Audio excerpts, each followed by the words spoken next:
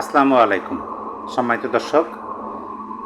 আজকে বিকেলে শেখ হাসিনা তার বাবা শেখ মুজিবকে দ্বিতীয়বারের জন্য খুন করে গেলেন, এই শিরোনামে বিবিসি বাংলাতে একটা কন্টেন্ট দেখলাম। বিবিসি বাংলা তাদের ইউটিউব এবং ফেসবুক দুই জায়গাতে এটা আপলোড দিছে এবং অনেক ভিউ হয়েছে, এখনও ভিউ হইতেছে।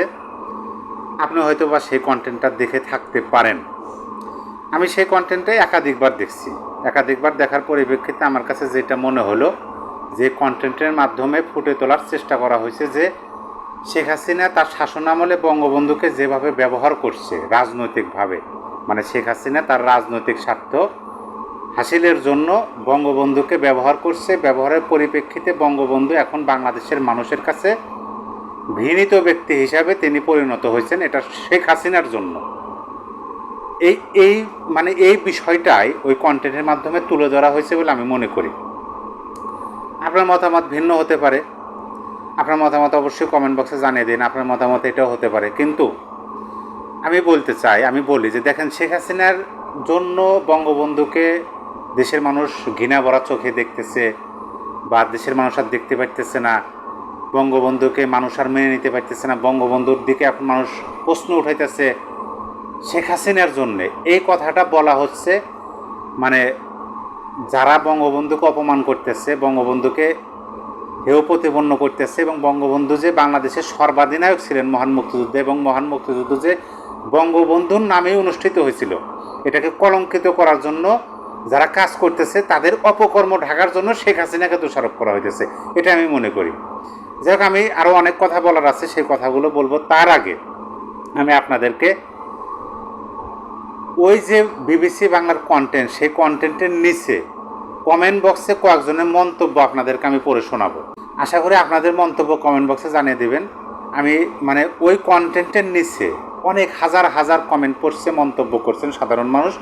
তার মধ্যে সর্বাধিক রিয়াক্ট করা কমেন্ট, মোস্ট রিলেভেন্ট যে কমেন্টগুলো আছে, সেই কমেন্টগুলোর মধ্যে থেকে কয়েকটা কমেন্ট আপনাদেরকে আমি পড়ে শোনাই। এমডি আজিম মিয়াজি তিনি লিখছেন, বঙ্গবন্ধু শেখ মুজিব এ দেশের মানুষের হৃদয়ে সবসময় থাকবেন।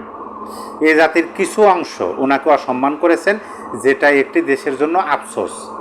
শেখ হাসিনা অপরাধী, সে বিচার করবে আদালত, কিন্তু বঙ্গবন্ধুর প্রতি কেন অশ্রদ্ধা করবে? তিনি তো স্বাধীনতা স্থপতি। একটি দেশের স্বাধীনতা স্থপতি একজনই হয়, পৃথিবীর বহু দেশেই স্বাধীনতা স্থপতি আছে। শেখ হাসিনার সমালোচনা করুন, ঠিক আছে, কিন্তু বঙ্গবন্ধুর প্রতি এ দেশের দায়বদ্ধতা আছে আমি মনে করি। এই এমডি আজিম মিয়াজি তিনি বলতেছেন যে বঙ্গবন্ধুর প্রতি এদেশের মানুষের দায়বদ্ধতা আছে, এদেশের দায়বদ্ধতা আছে, সেটা তিনি মনে করেন। সেটা শুধু তিনি না, সারা বাংলাদেশের মানুষের এটা মনে করা উচিত। তারপরে এ কে এম আসিফুর রহমান চৌধুরী তিনি লিখছেন, রাজাকারের দোসররা রাষ্ট্রীয় ক্ষমতায় বসে ৭১-এর প্রতিশোধ নিতে ঘৃণ্য অপকর্ম চালিয়ে যাচ্ছেন অবিরাম, কিন্তু এতে মুজিবের আদর্শ ম্লান হয়নি, বরং আগের চেয়ে দ্বিগুণ শক্ত হয়েছে। যেদিনে রাজাকারের দোসররা ক্ষমতার আসন ছাড়বে, সেদিনই সব সত্য উন্মোচিত হবে। এখন তো মিডিয়াও তাদের ইশারায় খবর বানায়, ন্যারেটিভ ছড়ায়। তারপরে বাবু আকন তিনি লিখছেন, কিছু রাজাকারের কুলাঙ্গার সন্তানরা কি করছে না করছে সেগুলো বিবিসি তুলে ধরছে। তাতে হাজার বছরের শ্রেষ্ঠ বাঙালি, স্বাধীন বাংলাদেশের প্রতিষ্ঠাতা, জাতির জনক বঙ্গবন্ধু শেখ মুজিবুর রহমানের প্রীতি কখনোই ছোট হয়ে যাবে না। চন্দন মিয়া একজন নামে লিখছেন, বিবিসি খুঁজে খুঁজে আওয়ামী লীগ বিরোধী এবং রাজাকারের দোষরদের দিয়ে প্রতিবেদন তৈরি করে। তারপরে যিনি মন্তব্য করছেন তার নামটা আরবি দিয়ে লেখা, যেহেতু আমি আরবি লেখা পারি না, পড়তে পারি না, সেহেতু নামটা আমি উচ্চারণ করতে পারতেছি না। তবে তার মন্তব্যটা বাংলায় লেখা, আমি সেই মন্তব্যটা আপনাদের সামনে তুলে ধরতেছি। তিনি লিখছেন, বাংলাদেশ স্বাধীন করায় পাকিস্তানি আর দেশে থাকা পাকি প্রেমীরা শেখ মুজিবকে দেখতে পারত না আগে থেকেই। ৭৫-এ সপরিবারে হত্যার পরে ২১ বছর তার নাম নেওয়া নিষিদ্ধ ছিল। ২৪-এ সেই গোষ্ঠী আবার সুযোগ পেয়ে নিজের আসল রূপ দেখাচ্ছে। এদের কিন্তু কমন বৈশিষ্ট্য আছে, যেমন নিজের বাঙালি জাতির পরিচয় দিতে লজ্জা পায়, ৭১-এর গণহত্যা অস্বীকার করে, মনে পাকিস্তানের সাথে যুক্ত হওয়ার আকাঙ্ক্ষা, সারাদিন ভারত আমাদের অত্যাচার করে এই জিকির করা ইত্যাদি। তারপরে যিনি মন্তব্য করছেন তার নাম হলো দেলোয়ার হোসেন, তিনি লিখছেন, বঙ্গবন্ধু মুক্তিযুদ্ধ নিয়েই তো আওয়ামী লীগের রাজনীতি হওয়ার কথা।